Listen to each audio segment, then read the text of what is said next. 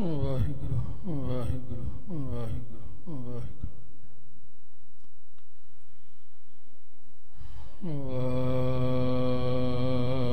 ਵਾਹਿਗੁਰੂ ਧੰਨ ਵਾਹਿਗੁਰੂ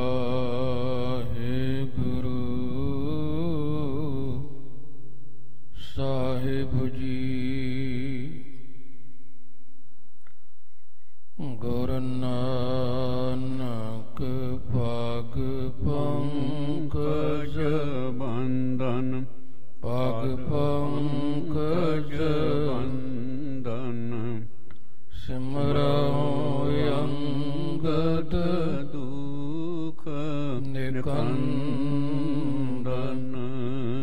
ਅਮਰਦਾਸ ਗੁਰ ਹਿਰਦੈ ਧਿਆਵੰ ਗੁਰ ਹਿਰਦੈ ਧਿਆਵੰ ਸ੍ਰੀ ਗੁਰੂ ਰਾਮਦਾਸ ਗੁਣ ਗਾਵੰ ਗੁਰ ਅਰਜੁਨ ਬਿਘਨਨ ਕੇ ਨਾਸ਼ਕ ਬਿਘਨਨ ਕੇ ਨਾਸ਼ਕ ਹਰ ਗੋਬਿੰਦ ਸ਼ਬ ਸਮਤ ਪ੍ਰਕਾਸ਼ਕ ਸ੍ਰੀ ਹਰਿ ਰਾਇ ਨਮੋ ਕਰ ਜੋਰੀ ਨਮੋ ਕਰ ਜੋਰੀ ਸ੍ਰੀ ਹਰਿ ਕ੍ਰਿਸ਼ਨ ਮਨਾਵੰ ਬਹੋਰੀ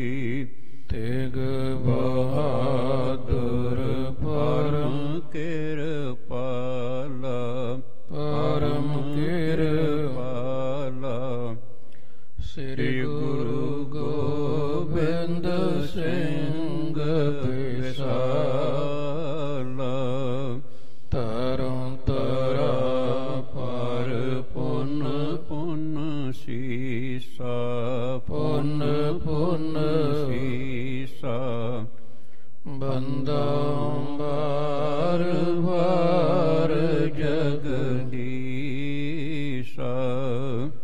ਯਾ ਮਹਿ ਅੰਮ੍ਰਿਤ ਗਿਆਨ ਹੈ ਮਾਨਕ ਭਗਤ ਵੈਰਾਗ ਸ੍ਰੀ ਗੁਰੂ ਗ੍ਰੰਥ ਸਾਹਿਬ ਉਦਦ ਬੰਦਉ ਕਰ ਅਨੁਰਾਗ ਏਕ ਓੰਕਾਰ ਸਤਿਗੁਰੂ ਤਿਹ ਪ੍ਰਸਾਦ ਸਚ ਹੋਏ। ਵਾਹਿਗੁਰੂ ਜੀ ਕੀ ਫਤਿਹ ਵਿਘਨ ਵਿਨਾਸ਼ਨ ਸੋਏ। ਵਾਹਿਗੁਰੂ ਜੀ ਕੀ ਫਤਿਹ ਵਿਘਨ ਵਿਨਾਸ਼ਨ ਸੋਏ। ਸਤਨਾਮ ਸ੍ਰੀ ਵਾਹਿਗੁਰੂ ਸਾਹਿਬ ਜੀ। ਨੀਠ ਨੀਠ ਕਰ ਸਭ ਨਿਰਬਾਹੈ ਦੇਤ ਜਹਾਂ ਕਹਤੇ ਸਭ ਚਾਹੈ। ਚਾਈ ਹੈ ਦਰਬ ਹਜ਼ਾਰੋਂ ਨੀਤ ਪਾਲ ਕਰਨ ਪਾਖੋ ਜਿਸ ਰੀਤ। ਨੀਠ ਨੀਠ ਕਰ ਸਭ ਨਿਰਬਾਹੈ।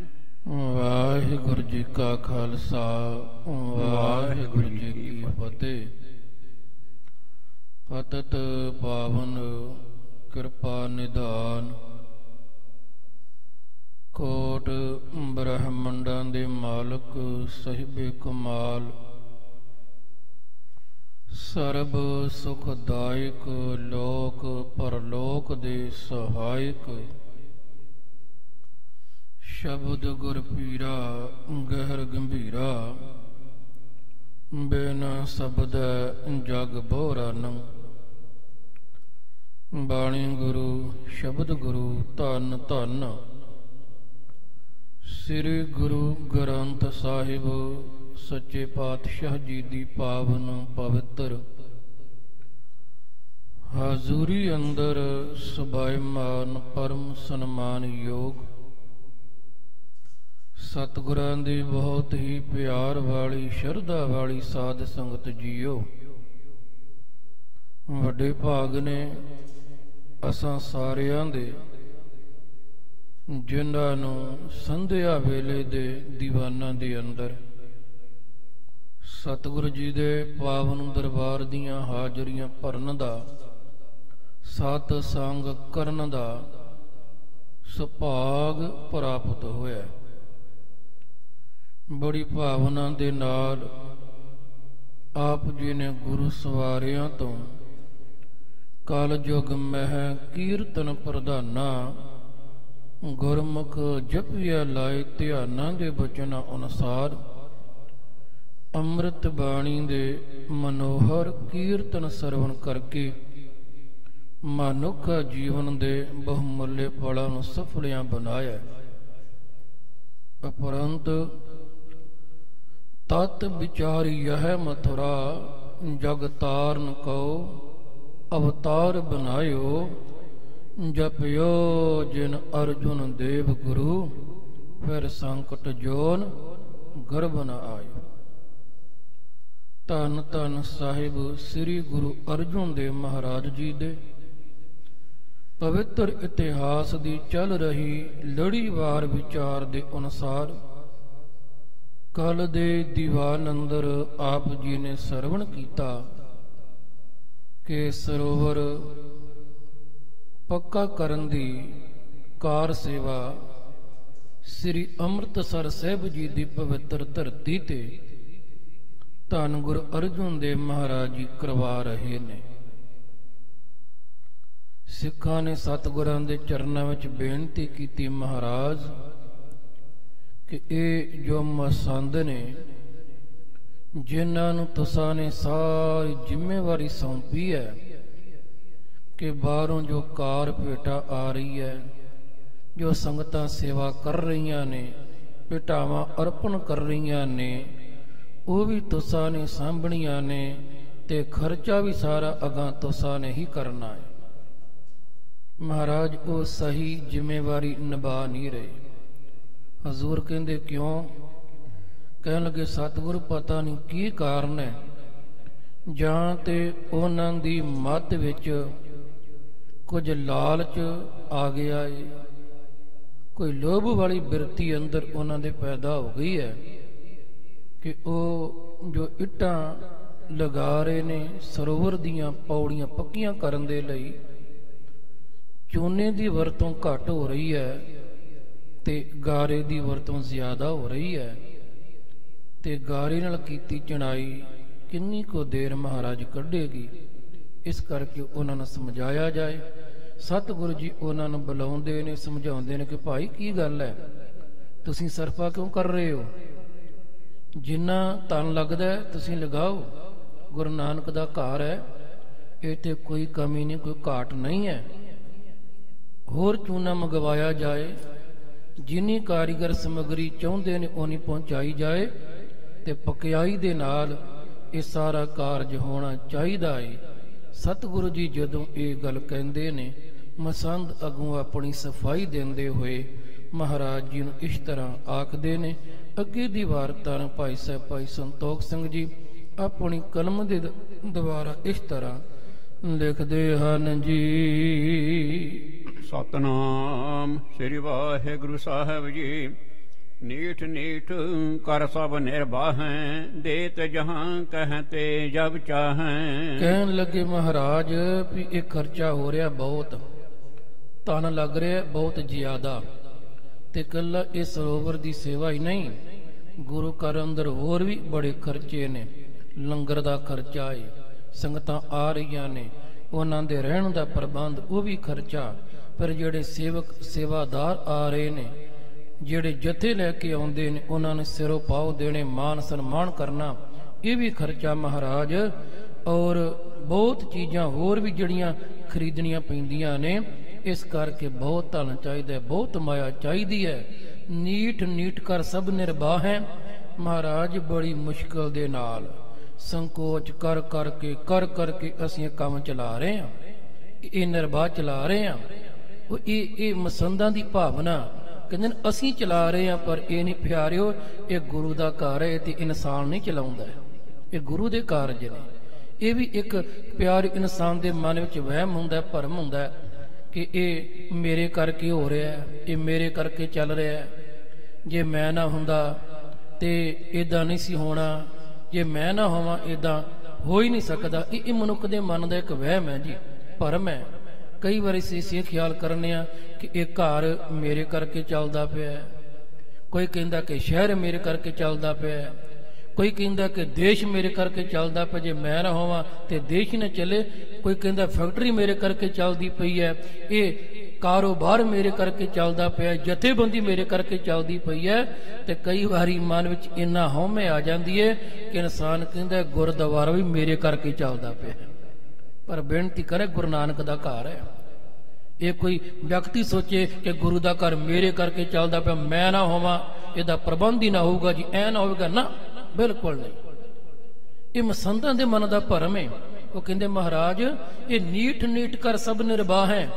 ਅਸੀਂ ਬੜੀ ਮੁਸ਼ਕਲ ਦੇ ਨਾਲ ਕਹਿਣ ਲੱਗੇ ਸੰਕੋਚ ਕਰ ਕਰਕੇ ਇਹ ਨਿਰਬਾਹ ਕਰ ਰਹੇ ਹਾਂ।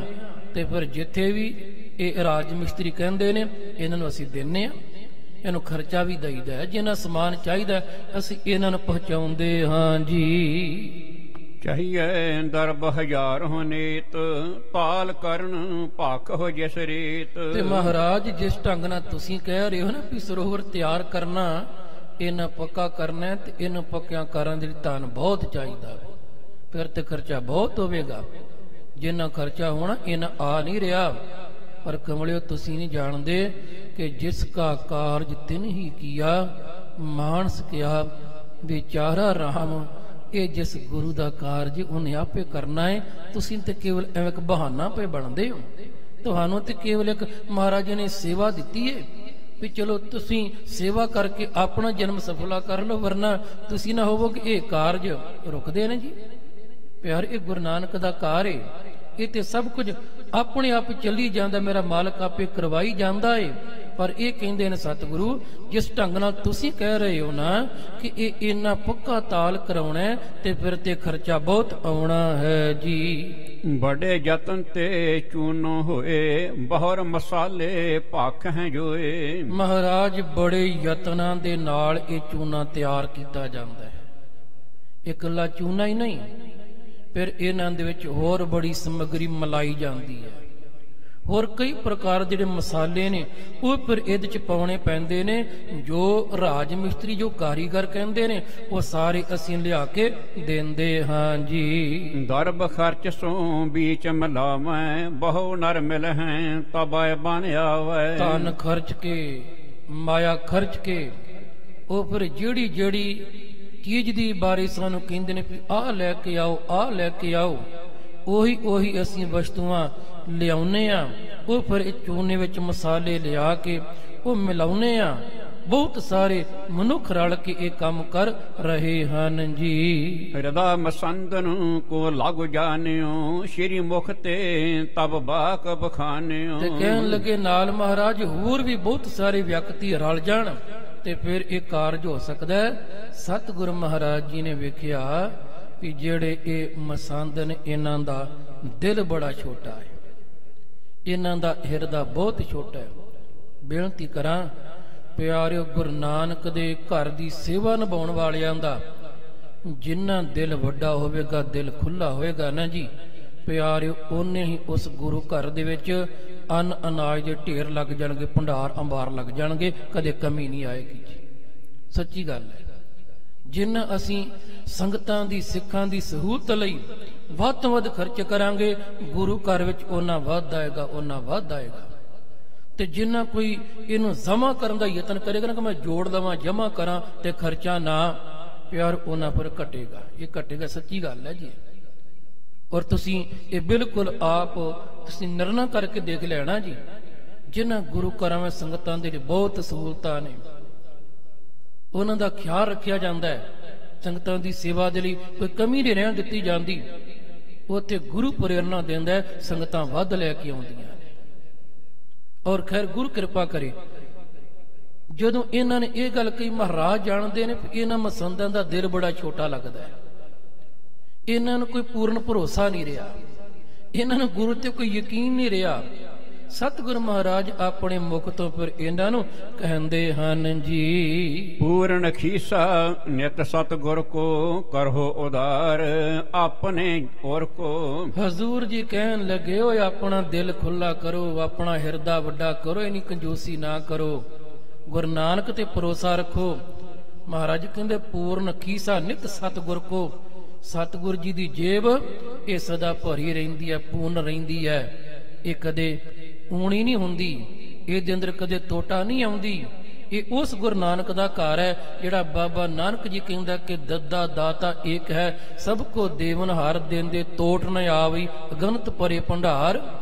ਇਹ ਉਹ ਘਰ ਇੱਥੇ ਉਸ ਘਰ ਦੀ ਸੇਵਾ ਹੋ ਰਹੀ ਹੈ ਜਿਸ ਘਰ ਚੋਂ ਆਵਾਜ਼ ਆਉਂਦੀ ਹੈ ਕਿ ਖਾਵੇਂ ਖਰਚਿਆਂ ਰਲ ਮਿਲ ਪਾਈ ਟੋਟ ਨ ਆਵੇ ਵੱਧ ਹੋ ਜਾਈ, ਚਾਹੇ ਉਹ ਨਾਮ ਤਨ ਹੈ ਚਾਹੇ ਉਹ ਦੁਨਿਆਵੀ ਦਾਤਾ ਨੇ। ਇਹ ਉਹ ਘਰ ਹੈ ਜਿੱਥੇ ਇਹ ਸ਼ਬਦ ਪੜ੍ਹੇ ਜਾਂਦੇ ਨੇ ਕਿ ਤਿੱਚਰ ਮੂਲ ਨਾ ਥੁੜਿੰਦੋ ਜਿੱਚਰ ਆਪ ਕਿਰਪਾਲ ਸਬਦ ਅਖੁੱਟ ਬਾਬਾ ਨਾਨਕਾ ਖਾਏ ਖਰਚ ਤਨ ਮਲ। ਤੁਸੀਂ ਚਿੰਤਾ ਕਿਉਂ ਕਰਦੇ ਹੋ? ਇਹ ਜੇਬ ਇਹ ਖੀਸ਼ਾ ਇਹ ਗੁਰੂ ਨਾਨਕ ਦਾ ਏ, ਇਹ ਹਰ ਵੇਲੇ ਭਰਿਆ ਰਹਿੰਦਾ ਹੈ। ਤੁਸੀਂ ਆਪਣਾ ਥੋੜਾ ਜਿਹੜਾ ਦਿਲ ਇਹਨੂੰ ਖੁੱਲਾ ਵੱਡਾ ਕਰੋ ਜੀ। ਹਾਥ ਤੁਮਾਰੇ ਖਰਚੋ ਨੀਤ ਸ਼ਰਦਾ ਤਰੋ ਕਰੋ ਥਿਰ ਚੀਤ। ਇਹ ਸੇਵਾ ਤੁਹਾਡੇ ਹੱਥ ਵਿੱਚ ਹੈ, ਨਿਤ ਖਰਚਾ ਕਰਦੇ ਰਹੋ, ਸ਼ਰਦਾ ਤਰੋ ਕਰੋ ਥਿਰ ਚੀਤ। ਤੇ ਗੁਰੂ ਨਾਨਕ ਤੇ ਰੱਖੋ ਭਰੋਸਾ, ਗੁਰੂ ਰਾਮਦਾਸ ਤੇ ਰੱਖੋ ਸ਼ਰਦਾ, ਆਪਣਾ ਅੰਦਰ ਟਿਕਾ ਕੇ ਰੱਖੋ। ਇੱਕ ਬੇਨਤੀ ਮੈਂ ਹੋਰ ਕਰਾਂ ਪਿਆਰਿਓ, ਚਾਹੇ ਇਹ ਗੁਰੂ ਘਰ ਦੇ ਅੰਦਰ ਹੈ ਤੇ ਚਾਹੇ ਪਿਆਰੇ ਸਿੱਖ ਦੇ ਘਰ ਅੰਦਰ ਹੈ, ਕਿਸੇ ਦੇ ਘਰ ਵੀ ਸਿੱਖ ਹੀ ਨਹੀਂ ਪਰ ਕੋਈ ਗੈਰ ਸਿੱਖ ਵੀ ਹੈ। ਮੈਨੂੰ ਗੱਲ ਬੜੀ ਚੰਗੀ ਲੱਗੀ, ਇੱਕ ਵਿਦਵਾਨ ਨੇ ਬੜੀ ਸੋਹਣੀ ਉਦਾਹਰਨ ਦਿੱਤੀ ਜੀ। ਉਹ ਕਹਿੰਦੇ ਨੇ ਵੀ ਇੱਕ ਦਫਾ ਇੱਕ ਇਨਸਾਨ ਉਹਨੇ ਦੇਖਿਆ ਵੀ ਦੋ ਨੇ ਖੂਹ, ਇੱਕ ਜਿਹੜਾ ਖੂਹ ਹੈ ਸੁੱਕਾ ਏ, ਇੱਕ ਜਿਹੜਾ ਖੂਹ ਹੈ ਉਹਦੇ ਤੋਂ ਲੋਕ ਪਾਣੀ ਭਰ ਰਹੇ ਨੇ, ਪਾਣੀ ਭਰਦੇ ਨੇ। ਉਹਨੇ ਕਈ ਦਿਨ ਸਿਲਸਿਲਾ ਦੇਖਿਆ। ਇੱਕ ਦਿਨ ਸੁੱਕੇ ਖੂਹ ਦੇ ਕੋਲ ਚਲਿਆ ਗਿਆ ਤੇ ਸੁੱਕੇ ਖੂਹ ਨੂੰ ਜਾ ਕੇ ਸਵਾਲ ਕਰਦਾ, ਕਹਿੰਦਾ ਸੱਜਣਾ ਮੈਂ ਬੜਾ ਹੈਰਾਨ ਆ ਵੀ ਉਹ ਜਿਹੜਾ ਖੂਹ ਏ ਲੋਕ ਉਥੋਂ ਰੋਜ਼ ਪਾਣੀ ਭਰ ਕੇ ਲੈ ਕੇ ਜਾਂਦੇ, ਰੋਜ਼ ਬਾਲਟੀਆਂ ਦੀਆਂ ਬਾਲਟੀਆਂ, ਪਰ ਮੈਂ ਜਾ ਕੇ ਦੇਖਿਆ ਉਹਦਾ ਪਾਣੀ ਰਹਿੰਦਾ ਵੀ ਓਨੇ ਦਾ ਓਨਾ ਹੀ ਹੈ, ਉਹਦਾ ਪਾਣੀ ਹੈ ਵੀ ਸਾਫ਼ ਹੈ, ਬਿਲਕੁਲ ਕਮਾਲ ਦੀ ਬਾਤ ਹੈ। ਪਰ ਤੇਰੇ ਕੋਲ ਮੈਂ ਆਣ ਕੇ ਵੇਖਿਆ ਤੇਰੇ ਤੋਂ ਕਿਸੇ ਨੇ ਪਾਣੀ ਭਰਿਆ ਹੀ ਕੋਈ ਨਹੀਂ, ਹੌਲੀ ਹੌਲੀ ਤੇਰਾ ਪਾਣੀ ਗੰਦਲਾ ਹੋ ਗਿਆ, ਫਿਰ ਚਿੱਕੜ ਬਣਿਆ, ਫਿਰ ਬਿਲਕੁਲ ਤੂੰ ਸੋਕੀ ਗਿਆ। ਵੀ ਕਹਾਣੀ ਉਲਟ ਕਿਉਂ ਆ? ਚਾਹੀਦਾ ਤਾਂ ਇਹ ਸੀ ਕਿ ਜਿਸ ਖੂਹ ਤੋਂ ਪਾਣੀ ਭਰ ਕੇ ਲਿਜਾਇਆ ਜਾ ਰਿਹਾ ਉਹਦਾ ਪਾਣੀ ਘਟ ਜਾਂਦਾ, ਮੁੱਕ ਜਾਂਦਾ, ਜਿੱਥੋਂ ਨਹੀਂ ਭਰਿਆ ਜਾਂਦਾ ਉਹ ਖੂਹ ਦਾ ਪਾਣੀ ਓਨੇ ਦਾ ਓਨਾ ਰਹਿੰਦਾ। ਪਰ ਕਹਾਣੀ ਉਲਟ ਹੈ ਵੀ ਜਿੱਥੋਂ ਪਾਣੀ ਲਿਜਾਇਆ ਜਾ ਰਿਹਾ ਉਹਦਾ ਓਨੇ ਦਾ ਓਨਾ ਹੈ, ਸਾਫ਼ ਹੈ, ਨਿਰਮਲ ਹੈ, ਤੇ ਜਿਸ ਖੂਹ ਤੋਂ ਪਾਣੀ ਕੋਈ ਨਾ ਭਰੇ ਆਪ ਜੀ ਜਾਣਦੇ ਹੋ ਉਹਦਾ ਪਾਣੀ ਇੱਕ ਦਿਨ ਬਦਬੂ ਮਾਰਨ ਲੱਗ ਪੈਂਦਾ, ਪਰ ਪਾਣੀ ਖਤਮ ਹੋ ਜਾਂਦਾ, ਸੁੱਕ ਜਾਂਦਾ। ਉਹ ਕਹਿੰਦਾ ਬੜਾ ਹੈਰਾਨ ਹੈ, ਕਾਰਨ ਕਿਉਂ? ਉਹਦੇ ਸਮਝਾਉਣ ਦਾ ਢੰਗ ਹੈ ਜੀ। ਉਹ ਕਹਿੰਦਾ ਫਿਰ ਖੂਹ ਨੇ ਜਵਾਬ ਦਿੱਤਾ, ਉਹ ਕਹਿੰਦਾ ਪੁੱਛਣ ਵਾਲਿਆ ਗੱਲ ਏਦਾਂ ਏ ਕਿ ਪਾਣੀ ਮੇਰਾ ਆਪਣਾ ਨਹੀਂ, ਮੈਂ ਹੇਠੋਂ ਉਹ ਜਿਹੜਾ ਪਾਣੀ ਦਾ ਸੋਮਾ ਹੈ, ਪਾਣੀ ਦਾ ਮਾਲਕ ਸਾਗਰ ਏ, ਮੈਂ ਉਹਦੇ ਨਾਲ ਜੁੜਿਆ ਹੋਇਆ ਵਾਂ, ਸਮੁੰਦਰ ਨਾਲ ਮੇਰਾ ਸੰਬੰਧ ਹੈ। ਸਮੁੰਦਰ ਨੇ ਮੈਨੂੰ ਇਹ ਗੱਲ ਕਹਿ ਰੱਖੀ ਏ ਕਿ ਜਿੰਨਾ ਤੂੰ ਪਾਣੀ ਲੋਕਾਂ ਨੂੰ ਵੰਡੇਗਾ ਮੈਂ ਤੈਨੂੰ ਹੋਰ ਦੇਵਾਂਗਾ, ਜਿਸ ਦਿਨ ਤੂੰ ਪਾਣੀ ਦੇਣਾ ਬੰਦ ਕਰ ਦਿੱਤਾ ਮੈਂ ਤੈਨੂੰ ਪਾਣੀ ਦੇਣਾ ਬੰਦ ਕਰ ਦੇਣਾ ਹੈ। ਬਸ ਕਹਿੰਦਾ ਕਹਾਣੀ ਇਹ ਹੈ ਕਿ ਲੋਕਾਂ ਨੇ ਮੇਰੇ ਤੋਂ ਪਾਣੀ ਲਿਜਾਣਾ ਬੰਦ ਕਰ ਦਿੱਤਾ ਤੇ ਸਮੁੰਦਰ ਨੇ ਮੈਨੂੰ ਦੇਣਾ ਬੰਦ ਕਰ ਦਿੱਤਾ। ਪਿਆਰਿਓ ਇਹ ਗੁਰੂ ਕੇ ਸਿੱਖਾਂ, ਜੇ ਰੱਬ ਨੇ ਤੈਨੂੰ ਦਾਤਾਂ ਦਿੱਤੀਆਂ ਨੇ ਇਹਨੂੰ ਪਰ ਭਲੇ ਲਈ, ਧਰਮ ਕਾਰਜਾਂ ਲਈ ਖਰਚ, ਸਿੱਖਾਂ ਦੀ ਸੰਗਤਾਂ ਦੀ ਸੇਵਾ ਲਈ ਖਰਚ, ਗਰੀਬਾਂ ਲੋੜਵੰਦਾਂ ਦੇ ਲਈ ਖਰਚ। ਜਿੰਨਾ ਖਰਚੇਗਾ ਮੇਰਾ ਮਾਲਕ ਹੋਰ ਦੇਗਾ, ਹੋਰ ਦੇਗਾ, ਕਿਉਂਕਿ ਸਮੁੰਦਰ ਤੇ ਉਹ ਹੈ, ਉਹਦੇ ਨਾਲ ਜੁੜੇ ਹੋਏ ਆ। ਸਤਿਗੁਰੂ ਜੀ ਕਹਿਣ ਲੱਗੇ ਤੁਸੀਂ ਸ਼ਰਧਾ ਰੱਖੋ ਰਾਮਦਾਸ ਤੇ। ਪਿਆਰ ਇਹ ਸਮੁੰਦਰ ਹੈ ਬਾਬੇ ਨਾਨਕ ਦਾ ਘਰ, ਇਹ ਕੋਈ ਊਣ ਤਾਈ ਵਾਲੀ ਬਾਤ ਹੀ ਨਹੀਂ। ਜਿੰਨਾ ਇੱਥੇ ਵਰਤੋਗੇ, ਜਿੰਨਾ ਖਰਚੋਗੇ, ਮਾਲਕ ਹੋਰ ਬਰਕਤਾਂ ਪਾਏਗਾ, ਇੱਥੇ ਹੋਰ ਆਵੇਗਾ। ਸਾਹਿਬ ਨੇ ਕਿਹਾ ਸ਼ਰਧਾ ਤਰੋ ਕਰੋ ਫਿਰ ਚੀਤ ਆਪਣਾ ਮਨ ਨਾ ਡਲਾਵੋ, ਟਿਕਾ ਕੇ ਰੱਖੋ, ਆਪਣਾ ਮਨ ਨਿਸ਼ਚਾ ਰੱਖੋ, ਸ਼ਰਧਾ ਰੱਖੋ ਜੀ। ਟੋਟ ਨਹੀਂ ਕਾਬਿਸ ਕੋ ਹੋਏ, ਸ਼ੰਕਾ ਮਨ ਮਹਿ ਕਰਹੁ ਨਾ ਕੋਏ। ਮਨ ਅੰਦਰ ਜ਼ਰਾ ਵੀ ਸ਼ੰਕਾ ਨਹੀਂ ਕਰਨਾ, ਇੱਥੇ ਕਦੇ ਟੋਟਾ ਨਹੀਂ ਆਏਗੀ, ਕਦੇ ਕਮੀ ਨਹੀਂ ਆਏਗੀ। ਮਹਾਰਾਜ ਕਹਿੰਦੇ ਇਹ ਕਾਰਜ ਇਸੇ ਤਰ੍ਹਾਂ ਨਿਰਵਿਘਨ ਚੱਲਦੇ ਰਹਿਣਗੇ ਜੀ। ਸਤਿਗੁਰ ਇਮ ਕਹਿ ਬਹੁ ਸਮਝਾਏ ਤਉ ਮਸੰਦਨ ਸ਼ਰਧਾ ਲਿਆਏ। ਧੰਨ ਗੁਰੂ ਅਰਜੁਨ ਦੇਵ ਸੱਚੇ ਪਾਤਸ਼ਾਹ ਜੀ ਨੇ ਕਈ ਪ੍ਰਕਾਰ ਦੀਆਂ ਉਦਾਹਰਨਾਂ ਦਲੀਲਾਂ ਦੇ ਕੇ ਇਹਨਾਂ ਮਸੰਦਾਂ ਨੂੰ ਸਮਝਾਇਆ। ਸਤਿਗੁਰ ਦੇ ਬਚਨਾਂ ਦਾ ਕੁਝ ਅਸਰ ਹੋਇਆ। ਮਨ ਅੰਦਰ ਥੋੜੀ ਸ਼ਰਧਾ ਇਹਨਾਂ ਦੇ ਬਣੀ ਹੈ ਜੀ। ਕਹਿਣ ਲਗੇ ਜਿਉਂ ਜਿਉਂ ਧਨ ਆਵਹਿ ਤਿਉਂ ਤਿਉਂ ਸਰ ਕੀ ਕਾਰ ਕਰਾਵਹਿ। ਕਹਿਣ ਲਗੇ ਮਹਾਰਾਜ ਠੀਕ ਹੈ ਕਿ ਜਿਵੇਂ ਜਿਵੇਂ ਧਨ ਆਏਗਾ ਜਮਾ ਹੋਏਗਾ ਸਾਡੇ ਕੋਲ ਪਹੁੰਚੇਗਾ ਜੋ ਅਸੀਂ ਉਗਰਾਈ ਕਰਕੇ ਲਿਆਵਾਂਗੇ ਤਿਉਂ ਤਿਉਂ ਅਸੀਂ ਸਰੋਵਰ ਦੀ ਕਾਰ ਕਰਵਾਈ ਜਾਵਾਂਗੇ ਜੀ। ਇੱਕ ਦੋਏ ਦਿਨ ਚੂਨਾ ਬਹੁ ਲਾਗਿਓ ਬਹੁਰ ਬਰਜ ਦੀਨ ਸਲਭ ਜਾਗਿਓ। ਇੱਕ ਦੋ ਦਿਨ ਗੁਰੂ ਕੇ ਬਚਨਾਂ ਦਾ ਅਸਰ ਰਿਹਾ ਜੀ। ਇਹਨਾਂ ਨੇ ਚੂਨੇ ਦੀ ਚਣਵਾਈ ਕਰਵਾਈ ਹੈ। ਬਹੁਰ ਬਰਜ ਦੀਨਸ ਲੱਭ ਜਾਗਿਓ। ਲੱਭ ਤੁਮਰਾ ਦੇ ਕੇ ਲਾਲਚ ਅੰਦਰ ਫਿਰ ਲਾਲਚ ਪੈਦਾ ਹੋ ਗਿਆ ਜੀ। ਅੰਦਰ ਫਿਰ ਲੋਭ ਪੈਦਾ ਹੋ ਗਿਆ। ਕਾਰੀਗਰਾਂ ਨੇ ਫਿਰ ਵਰਜਿਤ ਦਾ ਮਨਾ ਕਰ ਦਿੱਤਾ ਕਿ ਤੁਸਾਂ ਨੇ ਚੂਨਾ ਘੱਟ ਲਗਾਉਣਾ ਇਧਰੋਂ ਖਰਚਾ ਬਚਾਉਣਾ ਹੈ ਕਿਉਂਕਿ ਚੂਨੇ ਤੇ ਜ਼ਿਆਦਾ ਖਰਚਾ ਹੁੰਦਾ ਸੀ ਜੀ ਉਹਨਾਂ ਦਾ। ਵੀ ਚੂਨੇ ਦੀ ਵਰਤੋਂ ਘੱਟ ਕਰਕੇ ਤੇ ਫਿਰ ਵਿੱਚ ਗਾਰੇ ਦੀ ਕਰ ਲੱਗ ਅੰਦਰ ਲਾਲਚ ਪੈਦਾ ਹੋ ਗਿਆ। ਮੈਂ ਬੇਨਤੀ ਕਰਾਂ ਜੀ ਜਿਹੜਾ ਲਾਲਚੀ ਇਨਸਾਨ ਹੈ ਨਾ ਜਿਹਦੇ ਅੰਦਰ ਲੋਭ ਪੈਦਾ ਹੋ ਜਾ ਕਿਸੇ ਦਾ ਨਹੀਂ ਜੇ ਬਣਦਾ। ਸੱਚੀ ਗੱਲ ਹੈ ਜੀ। ਜਿਹਦੇ ਅੰਦਰ ਲਾਲਚ ਪੈਦਾ ਹੋ ਜਾਏ ਪਿਆਰਿਓ ਨਾ ਆਪਣੇ ਭਰਾ ਦਾ ਬਣਦਾ ਨਾ ਮਿੱਤਰ ਦਾ ਬਣਦਾ ਨਾ ਮਾਂ ਦਾ ਬਣਦਾ ਨਾ ਪਿਤਾ ਦਾ ਬਣਦਾ ਉਹ ਕਿਸੇ ਦਾ ਨਹੀਂ ਬਣਦਾ। ਜਦੋਂ ਉਹਦਾ ਦਾਉ ਲੱਗਿਆ ਆਪਣੇ ਲਾਲਚ ਦੀ ਪੂਰਤੀ ਕਰਨ ਦੇ ਲਈ ਉਹਨੇ ਧੋਖਾ ਦੇ ਹੀ ਦੇਣਾ ਹੈ। ਉਹ ਆਪਣੇ ਮਾਂ ਬਾਪ ਨੂੰ ਧੋਖਾ ਦੇ ਦਿੰਦਾ ਹੈ ਆਪਣੇ ਭਰਾਵਾਂ ਨੂੰ ਧੋਖਾ ਦੇ ਦਿੰਦਾ ਹੈ। ਅਸੀਂ ਖਬਰਾਂ ਪੜ੍ਹਨੇ ਆ ਕਿ ਉਹ ਫਲਾਣਾ ਭਰਾ ਉਹ ਤੇ ਵਿਦੇਸ਼ ਚਲਿਆ ਗਿਆ। ਇੰਨੇ ਸਾਲਾਂ ਬਾਅਦ ਜਦੋਂ ਆਇਆ ਤੇ ਜਿਹੜਾ ਭਰਾ ਇੱਥੇ ਰਹਿੰਦਾ ਸੀ ਇੰਨਾ ਲਾਲਚੀ ਹੋ ਗਿਆ ਉਹਨੇ ਸਾਰੀ ਜ਼ਮੀਨੀ ਧੋਖੇ ਨਾਲ ਆਪਣੇ ਨਾਂ ਕਰਵਾ ਲਈ। ਖਬਰਾਂ ਪੜ੍ਹਦੇ ਆਂ ਜੀ। ਲਾਲਚ ਕਰਕੇ ਲੜਾਈਆਂ ਨੇ ਲਾਲਚ ਕਰ ਕਤਲ ਹੁੰਦੇ ਨੇ ਜੀ। ਲਾਲਚ ਵਸ ਹੋ ਕੇ ਭਤੀਜੀਆਂ ਨੇ ਆਪਣੇ ਚਾਚੇ ਦਾ ਕਤਲ ਕਰ ਦਿੱਤਾ ਜੀ। ਇਹ ਆਪਾਂ ਖਬਰਾਂ ਪੜ੍ਹਦੇ ਆਂ ਕਿਉਂਕਿ ਲਾਲਚੀ ਬੰਦਾ ਉਹਦਾ ਕੋਈ ਰਿਸ਼ਤੇਦਾਰ ਨਹੀਂ ਹੈ। ਲਾਲਚੀ ਇਨਸਾਨ ਸੱਚ ਕਰਕੇ ਜਾਣੇ ਉਹਦਾ ਕੋਈ ਧਰਮ ਈਮਾਨ ਵੀ ਨਹੀਂ ਹੈ। ਤਾਂ ਹੀ ਸਭ ਨੇ ਬਾਣੀ ਚ ਕਿਹਾ ਕਿ ਲੋਭੀ ਕਾਵੇ ਸਾਹੋ ਨਾ ਕੀਚੈ। ਲਾਲਚੀ ਬੰਦੇ ਦਾ ਕਦੇ ਵਿਸ਼ਵਾਸ ਨਾ ਕਰੋ। ਕਹਿੰਦੇ ਉਹ ਤੇ ਹਲਕੇ ਕੁੱਤੇ ਵਰਗਾ ਪਤਾ ਨਹੀਂ ਕਿਹੜੇ ਵੇਲੇ ਦੰਦ ਲਾ ਦੇਣੇ ਪਤਾ ਨਹੀਂ ਕਿਹੜੇ ਉਹਨੇ ਕੱਟ ਖਾਣਾ। ਉਹ ਇੱਕ ਸੱਜੇ ਨੇ ਬੜੇ ਸੋਹਣੇ ਬੋਲ ਕਹੇ।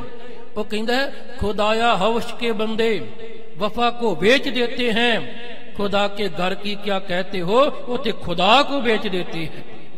ਜਿਹੜਾ ਲਾਲਚੀ ਬੰਦਾ ਹੈ ਨਾ ਉਹ ਤੇ ਖੁਦਾ ਦੀ ਬੋਲੀ ਲਗਾ ਦੇਗਾ ਉਹ ਤੇ ਖੁਦਾ ਨੂੰ ਵੇਚਣ ਤੁਰ ਪਏਗਾ ਜੀ ਲਾਲਚੀ ਬੰਦਾ। ਹੁਣ ਇਹਨਾਂ ਦੇ ਅੰਦਰ ਫਿਰ ਲੱਭ ਪੈਦਾ ਹੋ ਗਿਆ ਜੀ ਲਾਲਚ ਪੈਦਾ ਹੋ ਗਿਆ। ਇਹ ਫਿਰ ਆਪਣੀਆਂ ਪਹਿਲੀਆਂ ਹਰਕਤਾਂ ਤੇ ਆ ਗਏ ਹਨ ਜੀ।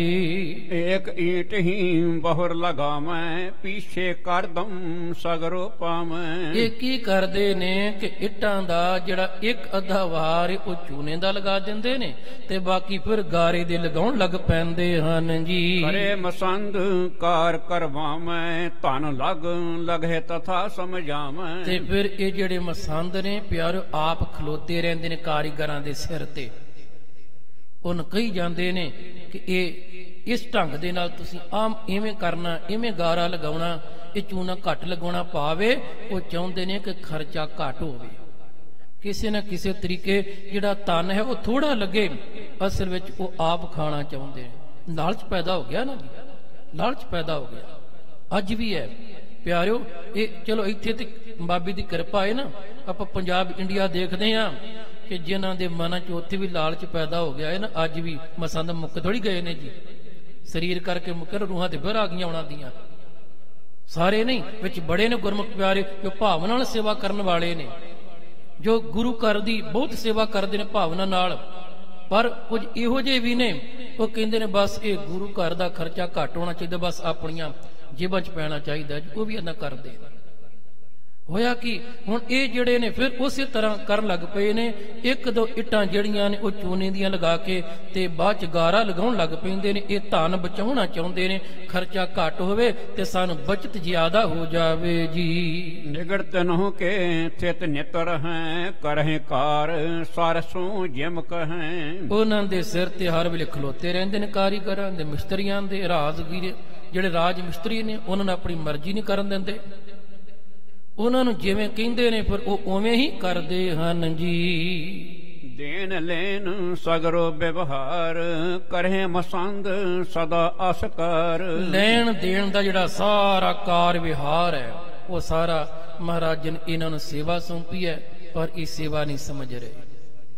ਇਹਨਾਂ ਦੇ ਅੰਦਰੋਂ ਹੈ ਹੀ ਨਹੀਂ ਵੀ ਗੁਰੂ ਘਰ ਦੀ ਸੇਵਾ ਸਾਨੂੰ ਮਿਲੀ ਹੈ, ਇਮਾਨਦਾਰੀ ਨਾਲ ਕਰਕੇ ਆਪਣਾ ਜਨਮ ਸਫਲਾ ਕਰ ਲਈਏ। ਪਰ ਨਹੀਂ ਪਿਆਰ, ਇਹਨਾਂ ਦੀ ਜਿਹੜੀ ਅੰਦਰ ਦੀ ਬਿਰਤੀ ਉਹ ਥੋੜੀ ਲੋਭੀ ਬਣ ਚੁੱਕੀ ਹੈ। ਪਰ ਇਹ ਲੈਣ ਦੇਣ ਦਾ ਕਾਰ ਵਿਹਾਰ ਇਹ ਇਸੇ ਤਰ੍ਹਾਂ ਕਰ ਰਹੇ ਹਨ ਜੀ। ਸਿੱਖ ਕਰਹਿ ਸੇਵਾ ਢਿਗ ਹੀਰੈ, ਮਨ ਅਨੁਖਾਏ ਸੋ ਕੁਪਹਿ ਕਨੇਰੇ। ਤੇ ਜਿਹੜੇ ਸਿੱਖ ਪਿਆਰੇ ਹੁਣ ਸੇਵਾ ਕਰ ਰਹੇ ਨੇ, ਜੋ ਇੱਟਾਂ ਢੋ ਰਹੇ ਨੇ, ਜੋ ਇਹ ਚੂਨਾ ਤਿਆਰ ਕਰਕੇ ਰਾਜ ਮਿਸਤਰੀਆਂ ਦੇ ਕੋਲ ਲਿਆ ਰਹੇ ਨੇ, ਹੁਣ ਉਹ ਜਦੋਂ ਦੇਖਦੇ ਨੇ ਪਰੇਸ਼ਾਨ ਬੜੇ ਹੁੰਦੇ ਨੇ।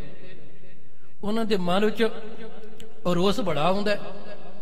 ਇਹਨਾਂ ਦੀਆਂ ਇਹ ਹਰਕਤਾਂ ਦੇਖ ਕੇ ਖਿੱਚਦੇ ਬਹੁਤ ਨੇ, ਪਰ ਉਹ ਹੁਣ ਕਹਿੰਦੇ ਕੁਛ ਨਹੀਂ ਹਨ ਜੀ। ਕਹਿਓ ਨਾ ਮਨ ਕਿਸ ਕੇ ਸੋਈ, ਕਰੇ ਆਪਣੇ ਚਿੱਤ ਹੋਏ ਜੋਈ। ਤੇ ਜੇ ਕੋਈ ਸਿੱਖ ਉਹਨਾਂ ਨੂੰ ਕਹਿ ਵੀ ਦਿੰਦਾ, ਸਮਝਾ ਵੀ ਦਿੰਦਾ ਕਿ ਭਾਈ ਤੁਸੀਂ ਏਦਾਂ ਕਿਉਂ ਕਰਦੇ ਹੋ, ਉਹ ਮੰਨਦੇ ਨਹੀਂ ਕਿ ਤੈਨੂੰ ਬਹੁਤ ਪਤਾ ਇਹ ਮਹਾਰਾਜ ਨੇ ਸਾਨੂੰ ਸੇਵਾ ਦਿੱਤੀ ਹੈ, ਸਾਨੂੰ ਪਤਾ ਹੈ ਅਸੀਂ ਕੀ ਕਰਨਾ ਕੀ ਨਹੀਂ ਕਰਨਾ, ਤੂੰ ਆਪਣਾ ਕੰਮ ਕਰੀ ਜਾ, ਤੂੰ ਇੱਟਾਂ ਢੋਈ ਜਾ, ਤੂੰ ਮਿੱਟੀ ਢੋਈ ਜਾ। ਅੱਗੋਂ ਐ ਕਹਿ ਦਿੰਦੇ ਨੇ, ਕਹਿੰਦੇ ਸਾਨੂੰ ਪਤਾ ਹੈ ਕਿ ਖਰਚਾ ਕਿਵੇਂ ਚਲਾਉਣਾ ਹੈ, ਸਾਡੀ ਜ਼ਿੰਮੇਵਾਰੀ ਹੈ।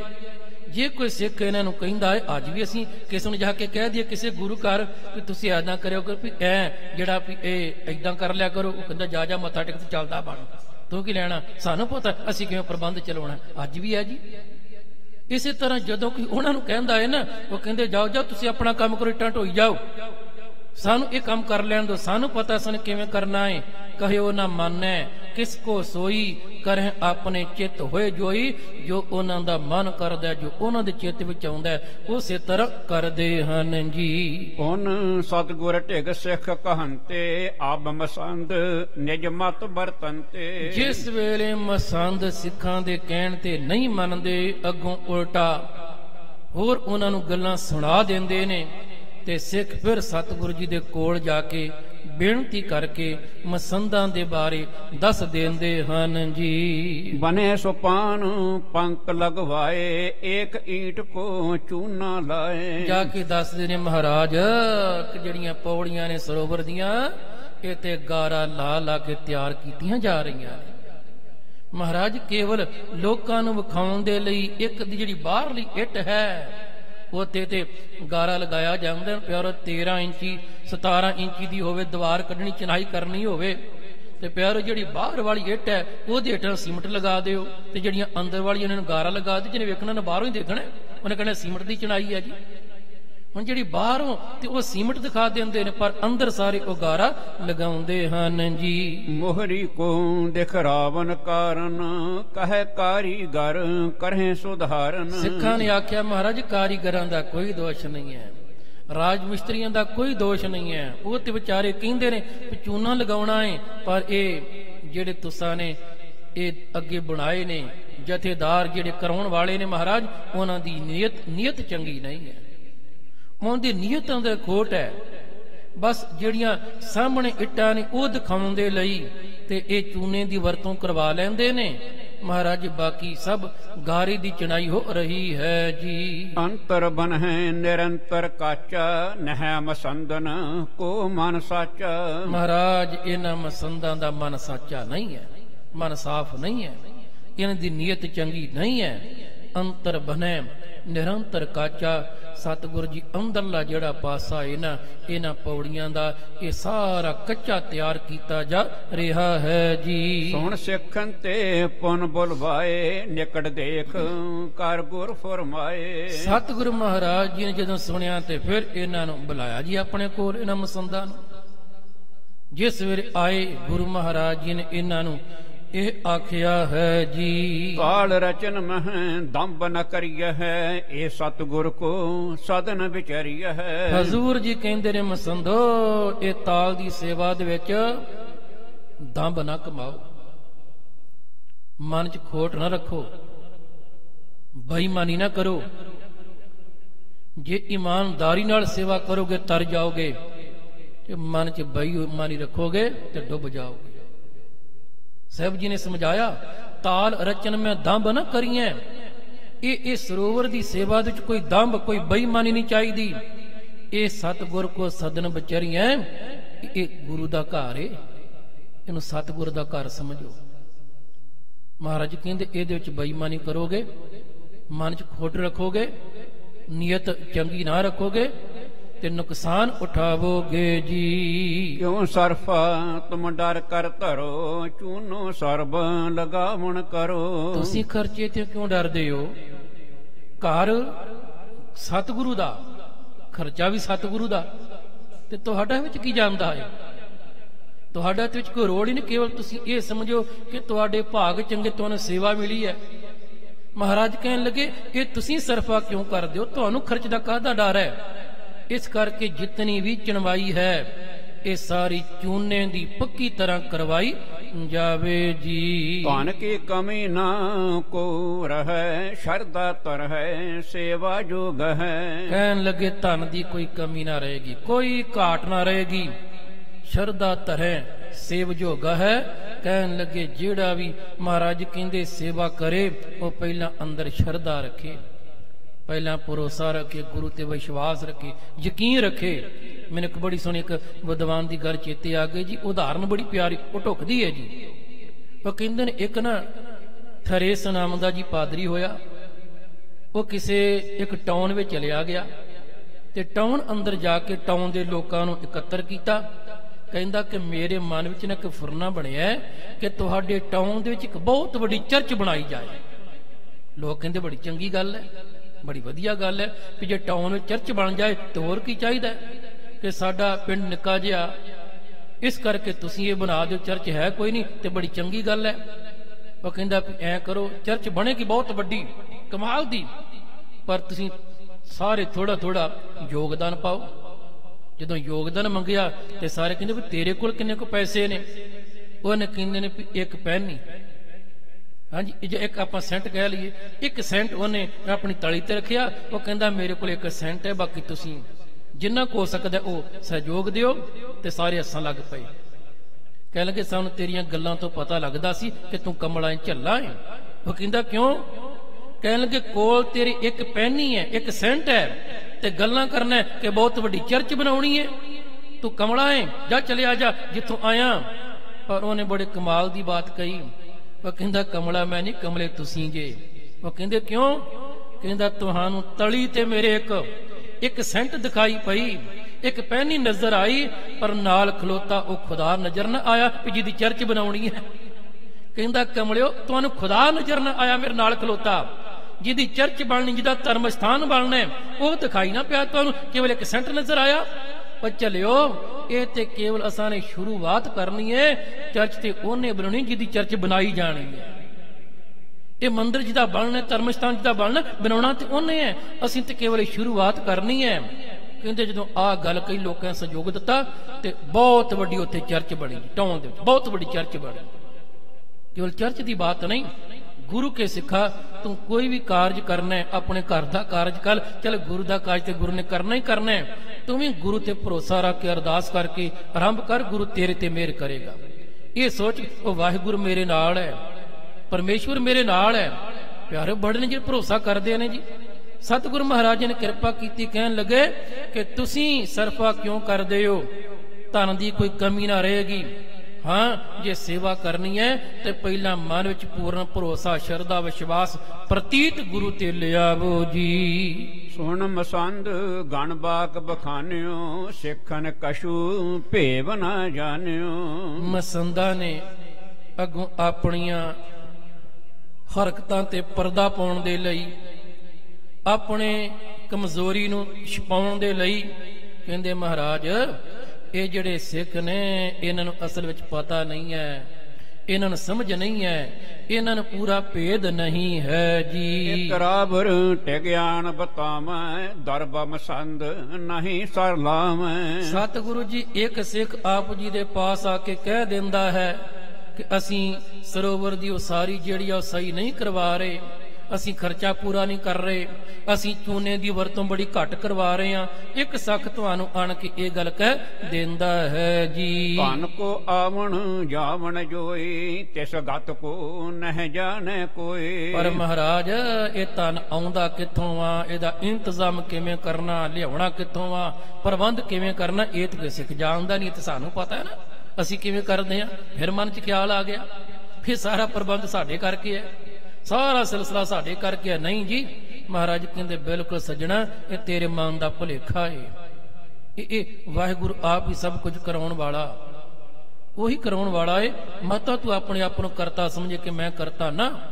ਸਤਿਗੁਰੂ ਜੀ ਨੇ ਫਿਰ ਸਮਝਾਇਆ ਜਦੋਂ ਕਹਿੰਦੇ ਨੇ ਨਾ ਕਿ ਮਹਾਰਾਜ ਇਹ ਸਿੱਖ ਇੰਨੀ ਗੱਲ ਤਾਂ ਕਹਿ ਦਿੰਦੇ ਨੇ ਜੀ ਮਸੰਦ ਪੂਰਾ ਖਰਚਾ ਨਹੀਂ ਕਰ ਰਹੇ, ਇਹ ਚੂਨਾ ਨਹੀਂ ਲਗਵਾ ਰਹੇ, ਪਰ ਇਹ ਕੋਈ ਨਹੀਂ ਆਣ ਕੇ ਦੱਸਦਾ ਕਿ ਧਨ ਆ ਕਿੱਥੋਂ ਰਿਹਾ, ਅਸੀਂ ਕਿਵੇਂ ਪ੍ਰਬੰਧ ਕਰ ਰਹੇ ਹਾਂ, ਕਿੱਥੋਂ ਇਕੱਠਾ ਕਰ ਰਹੇ ਹਾਂ, ਇਹਦੇ ਬਾਰੇ ਕੋਈ ਨਹੀਂ ਜਾਣਦਾ ਹੈ ਜੀ। ਖਰਚ ਹਜ਼ਾਰੋਂ ਕੋ ਨਿਤ ਹੋਵੇ ਤਿਸ ਕੋ ਕਹੋ ਕੌਣ ਸਿੱਖ ਜੋਵੇ। ਮਹਾਰਾਜ ਹਜ਼ਾਰਾਂ ਦਾ ਨਿਤ ਖਰਚਾ ਹੋ ਰਿਹਾ ਹੈ, ਇਸ ਬਾਰੇ ਤੇ ਕੋਈ ਸਿੱਖ ਨਹੀਂ ਜਾਣਦਾ। ਕਦੇ ਕਿਸੇ ਨੇ ਸਾਨੂੰ ਇਹ ਪੁੱਛਿਆ ਕਿ ਤੁਹਾਨੂੰ ਕਿੰਨੀ ਕੁ ਲੋੜ ਹੈ, ਕਿੰਨਾ ਕੋ ਧਨ ਚਾਹੀਦਾ, ਲਿਆ ਕੇ ਦਿੰਦਾ ਕੋਈ ਨਹੀਂ ਹੈ। ਤੇ ਗੱਲਾਂ ਕਰਨ ਵਾਲੇ ਇੱਥੇ ਬੜੇ ਆ ਜਾਂਦੇ ਨੇ। ਮਸੰਦ ਅੱਗੋਂ ਇਵੇਂ ਆਪਣੀ ਸਫਾਈ ਪੇਸ਼ ਕਰਦੇ ਹਨ ਜੀ। ਅਮਰਾਵਰ ਕੀ ਆਗਿਆ ਪਾਏ ਕਹਿ ਕਰ ਗਾਡੀ ਕਾਰ ਕਰਾਏ। ਸਤਿਗੁਰੂ ਜੀ ਅਸੀਂ ਤੇ ਆਪ ਜੀ ਦਾ ਹੁਕਮ ਮੰਨ ਕੇ ਆਪ ਜੀ ਦੀ ਆਗਿਆ ਪਾ ਕੇ ਬਹੁਤ ਵਧੀਆ ਬੜੀ ਪੱਕੀ ਕਾਰ ਕਰਵਾ ਰਹੇ ਹਾਂ ਜੀ। ਇਮ ਕਹਿ ਗਏ ਮਸੰਦ ਮਹਾਨੇ ਇੱਕ ਦੋਏ ਦਿਨ ਆਸ਼ੀ ਗਤ ਠਾਨੇ। ਇਸ ਤਰ੍ਹਾਂ ਕਹਿ ਕੇ ਗੱਲਾਂ ਬਾਤਾਂ ਕਰਕੇ ਗੁਰੂ ਮਹਾਰਾਜ ਜੀ ਦੇ ਨਾਲ ਤੇ ਇਹ ਮਸੰਦ ਚਲੇ ਗਏ। ਇੱਕ ਦੋ ਦਿਨ ਇਹਨਾਂ ਨੇ ਫਿਰ ਪਿਆਰ ਉਸੇ ਤਰ੍ਹਾਂ ਕੀਤਾ, ਸੇਵਾ ਚੰਗੀ ਕਰਵਾ ਦਿੱਤੀ, ਚੂਨਾ ਲਗਵਾ ਦਿੱਤਾ। ਜੋ ਰਾਜ ਮਿਸਤਰੀਆਂ ਨੇ ਕਿਹਾ ਉਹਨਾਂ ਨੂੰ ਉਹ ਸਾਰੀ ਸਮੱਗਰੀ ਪਹੁੰਚਾ ਦਿੱਤੀ ਹੈ ਜੀ। ਚੂਨਾ ਅਦਕ ਲਗਾਵਣ ਕੀਨਾ ਕੁਸ਼ਕ ਤਰਾਸ ਗੁਰ ਦੇਸ਼ ਕੋ ਚੀਨਾ। ਗੁਰੂ ਮਹਾਰਾਜ ਜੀ ਦਾ ਕੁਝ ਕੁ ਅੰਦਰ ਇਹਨਾਂ ਦੇ ਥੋੜਾ ਡਰ ਜਿਹਾ ਬੈਠਿਆ, ਥੋੜਾ ਜਿਹਾ ਭੈ ਜਿਹਾ ਬੈਠ ਪਿਆ ਵੀ ਗੁਰੂ ਮਹਾਰਾਜ ਨਾਰਾਜ਼ ਨਾ ਹੋ ਜਾਣ। ਚੂਨਾ ਇਹਨਾਂ ਲਗਾਉਣਾ ਸ਼ੁਰੂ ਕੀਤਾ ਹੈ ਜੀ। ਕੇਤਕ ਦਿਨ ਚਨਵਾ ਬਤ ਰਹੇ ਪੁਨਹ ਆਮਦਨ ਲਾਗੁ ਤਨ ਲਹੇ। ਕੁਝ ਕੋ ਦਿਨ ਤੇ ਇਹਨਾਂ ਨੇ ਸਹੀ ਕਾਰਜ ਕਰਵਾਇਆ, ਪਰ ਜਦੋਂ ਕੁਝ ਕੋ ਦਿਨ ਲੰਘ ਗਏ ਪੁਨਹ ਆਮਦਨ ਲੱਗ ਤਨ ਲਹੇ। ਫਿਰ ਇਹਨਾਂ ਨੇ ਵੇਖਿਆ ਵੀ ਇਹ ਜਿਹੜਾ ਮਾਇਆ ਖਰਚ ਜ਼ਿਆਦਾ ਹੋ ਰਹੀ ਹੈ, ਖਰਚਾ ਵੱਧ ਹੋ ਰਿਹਾ ਹੈ, ਆਪਣੇ ਕੋਲ ਜਿੰਨਾ ਉਹ ਘਟਦਾ ਜਾ ਰਿਹਾ। ਫਿਰ ਮਨ 'ਚ ਖਿਆਲ ਇਹਨਾਂ ਦੀ ਉਹੀ ਬਿਰਤੀ ਆ ਗਈ ਹੈ ਜੀ। ਕਰਨ ਲੱਗੇ ਤੈਸੀ ਬਿਦਕਾਰ ਲਗ ਚੂਨਾ ਇੱਕ ਈਂਟ ਮਝਾਰ। ਫਿਰ ਉਸੇ ਤਰ੍ਹਾਂ ਪਹਿਲਾਂ ਦੀ ਤਰ੍ਹਾਂ ਇਹ ਕਾਰ ਕਰਨ ਲੱਗ ਪਏ, ਉਹੀ ਕੰਮ ਕਰਨ ਲੱਗ ਪਏ। ਥੋੜਾ ਜਿਹਾ ਚੂਨਾ ਲਗਾ ਦਿੰਦੇ ਨੇ ਤੇ ਬਾਕੀ ਫਿਰ ਗਾਰੇ ਦੀ ਵਰਤੋਂ ਕਰ ਦਿੰਦੇ ਹਨ ਜੀ। ਦੇਖ ਸਿੱਖ ਨਹਿ ਸਕਹਿ ਸਹਾਰੇ ਸਤਿਗੁਰ ਵੱਡ ਬੁਨਿਆਦ ਉਚਾਰੇ। ਸਿੱਖ ਜਦੋਂ ਦੇਖਦੇ ਨੇ ਉਹਨਾਂ ਦੇ ਕੋਲੋਂ ਪਰ ਜ਼ਰਿਆ ਨਹੀਂ ਜਾਂਦਾ। ਗੁਰੂ ਘਰ ਦੀ ਸੇਵਾ ਦੇ ਵਿੱਚ ਕੋਈ ਬੇਈਮਾਨੀ ਕਰੇ ਤੇ ਜਿਹੜਾ ਸਿੱਖ ਵੇਖ ਕੇ ਕਦੋਂ ਜ਼ਰੇਗਾ ਜੀ? ਕੋਈ ਵੀ ਨਹੀਂ ਸਹਿਨ ਕਰਦਾ ਜੀ, ਕੋਈ ਵੀ ਹੋਵੇ।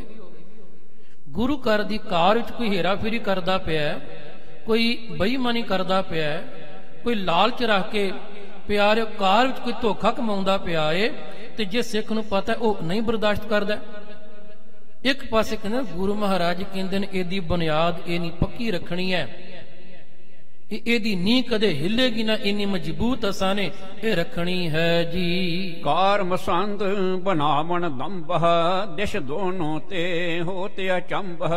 ਕਹਿਣ ਲੱਗੇ ਦੂਜੇ ਪਾਸੇ ਇਹ ਜਿਹੜੇ ਮਸੰਦ ਨੇ ਇਹ ਤੇ ਇਹ ਦੰਭ ਕਮਾ ਰਹੇ ਨੇ, ਇਹ ਧੋਖਾ ਕਮਾ ਰਹੇ ਨੇ, ਇਹ ਖੋਟੀ ਕਾਰ ਕਰਦੇ ਨੇ। ਇਹਨਾਂ ਦੇ ਮਨ ਵਿੱਚ ਇਹ ਜਿਹੜੀ ਖੋਟ ਆ ਗਈ ਹੈ, ਇਹ ਬੇਈਮਾਨ ਹੋ ਗਏ ਨੇ।